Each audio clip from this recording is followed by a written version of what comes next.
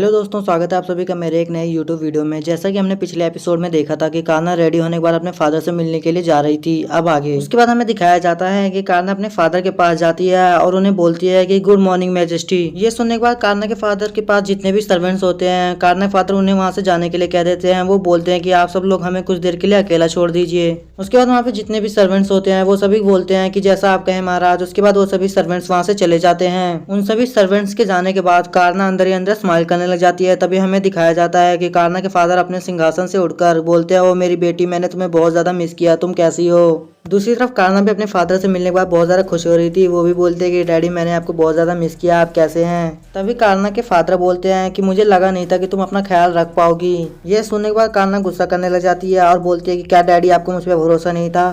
तभी कान्हा अपने डैडी का कॉलर पकड़ लेती है और बोलती है कि आपको मुझ पे भरोसा नहीं है, आप हमेशा ही ऐसा करते हैं, आप मुझ पे कभी भी भरोसा नहीं कर सकते। और आपको मैंने कहा था कि आप सिटी का ध्यान रखना, लेकिन आप सिटी का ध्यान नहीं रख रहे थे। तभी कान्हा अपने डैड के सिंहासन पे पैर रखकर बोलती है, आपसे आप वही करेंगे जो मैं कहूंगी, आपको मेरे सारे ऑर्डर्स मानने ही पड़ेंगे। तभी कान्हा के फादर बोलते हैं, अच्छा ठीक है, जैसा तुम कहोगी वैसा ही मैं करूंगा, अब तुम मुझे छोड़ दो। ये सुनने के बाद कान्हा अपने फादर को छोड़ देती है। उसके बाद कान्हा के फादर बोलते हैं कि आखिरकार मेरी बेटी से कोई भी नहीं जी सकता। उसके बाद कान्हा बोलते हैं कि फादर, मैं आपको किसी से मिलवाना चाहती हूँ। दूसरी तरफ कान्हा के फादर जैसे ही ये सुनते हैं कि कान्हा किसी से मिलवाना चाहती है, ये सुनने के बाद कान्हा के फादर हैरान हो जाते हैं और बोलते हैं कि आखिरकार मेरी बेटी ने फ्रेंड्स बनाए हैं, क्या ये सच है। तभी कान्हा के फादर कान्हा के पास जाते हैं और उससे बोलते हैं कि आखिरकार वो कौन है जिससे तुम मुझे मिलवाना चाहती हो, प्लीज मुझे उससे जल्दी मिलवाओ। तभी कान्हा के फादर बोलते हैं कि आखिरकार कोई तो है जो मेरी बेटी को पसंद है, जल्दी बताओ वो कौन है जो तुम्हें पसंद है। ये सुनने के बाद कान्हा गुस्सा करने लग जाती है और अपने फादर को बोलती है कि वो सिर्फ मेरा फ्रेंड है जिससे मैं आपको मिलवाना चाहती हूँ, आप उल्टा सीधा सोचना बंद कर दो। तभी कान्हा के फादर कान्हा से बड़े प्यार से पूछते हैं, अच्छा ठीक है बेटी, तुम अब मुझे अपने फ्रेंड से ही मिलवा दो, आखिरकार वो कौन है जिससे तुम मिलवाना चाहती हो। वो जरूर कोई वॉरियर होगा, बहुत बहादुर होगा और शायद ही उसे कोई हरा पाता होगा, लड़ाई में तो उसका कोई जवाब नहीं होगा, वो जरूर शायद कोई एक नाइट होगा। दूसरी तरफ कान्हा वुहांग के बारे अंदर ही अंदर सोच रही होती है और सोचती है कि वुहांग और वो भी वॉरियर हो ही नहीं सकता, वुहांग से तो वॉरियर का कवच भी नहीं संभाला जाएगा, भला वो फाइट कैसे करेगा। अगर वुहांग को किसी फाइट में उतार दिया जाए तो वो अपना वेपन भी नहीं उठा पाएगा।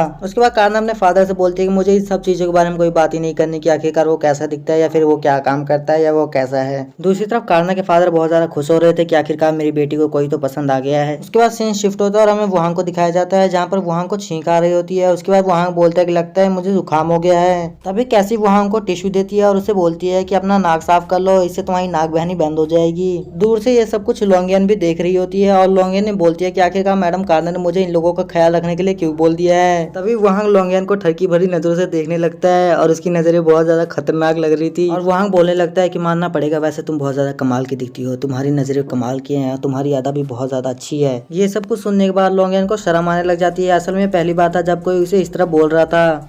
तभी लोंगियन बोलती है कि प्लीज तुम इस तरह बोलना बंद करो, मुझे इस तरह जरा भी अच्छा नहीं लगता कि कोई इस तरह मुझसे बात करे। लेकिन वुहांग मान नहीं रहा होता। तभी लोंगियन अपने ब्लेड्स बाहर निकालती है और वुहांग की गर्दन पे रख देती है। उसके बाद लोंगियन बोलती है, अब तुम जरा सोच समझ के बोलना वरना मेरे ब्लेड्स चल जाएंगे। ब्लेड्स देखने के बाद वुहांग बोलने लगता है, मैं तो सिर्फ मजाक कर रहा था, इसकी कोई जरूरत नहीं है, तुम अपने ब्लेड्स प्लीज अंदर रख लो।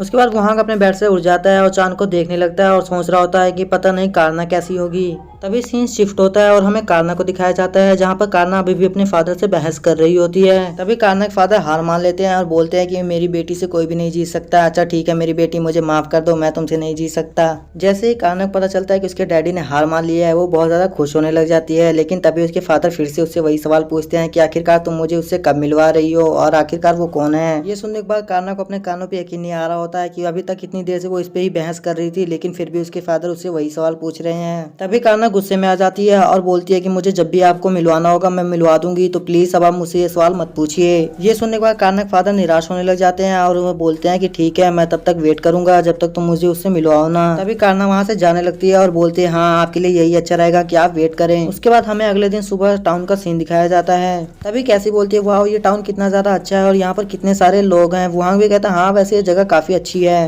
तभी लोंगियन वुहांग को रोक लेती है और बोलती है कि तुम्हारे कहने पे ही मैं तुम्हें इस टाउन की सैर करा रही हूँ, इसलिए जैसा मैं कहूंगी तुम वैसा ही करना। उसके बाद लोंगियन उन्हें टाउन के बारे में बताने लग जाती है और बताती है कि ब्रिज के उस तरफ एक कपड़ों की दुकान है। कपड़ों की दुकान सुनने के बाद कैसी बहुत ज्यादा खुश होने लग जाती है और बोलती है कि प्लीज लोंगियन यहाँ से चलो ना, मुझे भी कपड़े खरीदने हैं और मुझे भी दिखाओ ना यहाँ पे कैसे कपड़े मिलते हैं। कैसी लोंगियन के बहुत ज्यादा करीब आ रही थी जिसकी वजह से उसे अजीब सा महसूस होने लग जाता है। अभी कैसी उसे गले लगा लेती है और दूसरी तरफ वहां भी मजे लेने लगता है और बोलता है कि प्लीज लॉन्गियान मुझे भी ले चलो ना, मैं भी देखना चाहता हूँ कि यहाँ पे कैसे कपड़े मिलते हैं। तभी लॉन्गियान बोलती है कि पहले प्लीज मुझे छोड़ दो। दूसरी तरफ वहां को पता चल जाता है कि लॉन्गियान अजीब सा महसूस कर रही है कैसे के छूने पर, इसीलिए वो भी उसके करीब चला जाता है। वो भी पकड़ लेता है लॉन्गियान को और उसे टच करने लग जाता है। जैसे ही वहां लॉन्गियान को टच करता है, लॉन्गियान का तो लिमिट क्रॉस हो जाती है। उसके बाद लॉन्गियान को बहुत ज्यादा शर्म आने लग जाती है। फिर क्या था, लॉन्गियान ने 2 चांटे मारे वहां के। उसके बाद लॉन्गियान बोलती है कि ठीक है मैं चलने को तैयार हूँ, लेकिन तुम सब पहले मुझसे थोड़ा दूर रहो। तभी वहां गुस्से से बोलता है कि तुम थोड़ा धीरे भी तो मार सकती थी, तुमने इतने जोर से क्यों मारा मुझे। ये सुनने के बाद लॉन्गियान शर्माते हुए बोलती है कि तुमने मार खाने वाला काम ही किया है, तुम्हें पता है ना कि मुझे नहीं पसंद कि कोई मेरे ज्यादा करीब आए, फिर भी तुम मेरे इतने ज्यादा क्लोज आए थे। तभी हमें ड्रेस की शॉप दिखाई जाती है। ड्रेस की शॉप देखने के बाद कैसी बहुत ज्यादा खुश होने लग जाती है और बोलती है कि आखिरकार हम पहुंच गए, क्या ये वही शॉप है। उसके बाद लॉन्गियान बोलती है हाँ हाँ बिल्कुल ये वही शॉप है। ये सुनने के बाद कैसे शॉप के अंदर जाने के लिए बहुत ज्यादा तेजी भागती है, पीछे पीछे लॉन्गियान भी जा रही होती है। दूसरी तरफ वहां दूर खड़ा सोच रहा होता है कि आखिरकार ये दोनों इतनी तेजी से क्यों भाग गए और ये गई कब, मुझे तो पता भी नहीं चला। तभी वहां बोलता है कि हे प्लीज मेरे लिए तो रुको, तुम दोनों इतनी जल्दी कहाँ पे जा रही हो। उसके बाद हमें कैसी को दिखाया जाता है। कैसी ड्रेस ट्राई करने के लिए जाती है। तभी उसके पास लॉन्गियान आती है और लॉन्गियान बोलती है कि क्या तुम इस ड्रेस को ट्राई करने वाली हो। ये सुनने के बाद कैसी बोलती है हाँ मैं इन ड्रेस को ट्राई तो करना चाहती हूँ, लेकिन ये बहुत ज्यादा महंगे हैं। तभी कैसी वहां से पूछते कि हे वहां क्या मैं इन्हें ट्राई कर सकती हूँ। उसके बाद वहां बोलते हैं हाँ हाँ बिल्कुल, क्योंकि हमने लाटेक्स की वजह से बहुत ज्यादा पैसे कमाए थे और मैंने इनके पैसे पहले ही दे दिए हैं। दूसरी तरफ शॉपकीपर भी पैसे देकर बहुत ज्यादा खुश था, क्योंकि उसे पूरा यकीन हो गया था कि आज उसकी ड्रेसेस बिकने वाली थी।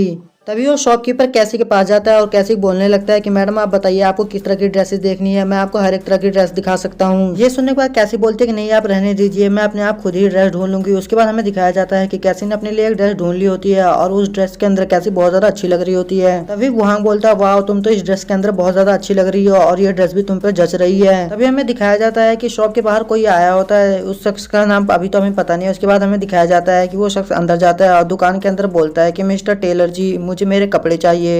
ये सुनने के बाद वो दुकानदार बोलता है कि मुझे माफ कीजिए सर, लेकिन अभी आपके कपड़े तैयार नहीं है, ऐसा कीजिए आप अगले हफ्ते आ जाइए, तब तक आपके कपड़े रेडी हो जाएंगे। तभी उस शख्स की नजर कैसी पे जाती है जो कि कपड़े लेने आया था और वो कैसी को देखने के बाद अजीब सा चेहरा बनाने लगता है और बोलता है कि क्या ये एक बीस्ट है। उसके बाद वो शख्स बोलने लगता है छी एक घटिया बीस्ट, वो भी शॉप के अंदर।